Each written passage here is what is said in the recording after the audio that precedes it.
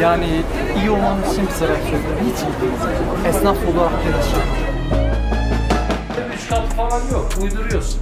Hayır. 3 kat yok. Başkan, belediye otobüsü ya. Belediye ben- otobüsü olmaz. Van'da yaşanan bu dram sadece Van'a özgü bir dram da değil. Gidin İstanbul'da aynı dram İstanbul'da da var. Vardık, varız, var olacağız. Bu mücadeleyi sonuna kadar da hep birlikte. Türkiye'de iktidarın sözümsüz bıraktığı Kürt meselesinin toplumsal maliyetleri her geçen dönem artıyor.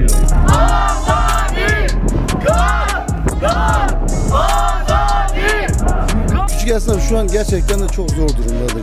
Ürünlerimizin çoğu elimizde kaldı. Fiyatlar çok yüksektir. Hem işkence yaparken bunun yanında zaten küfür de var yani.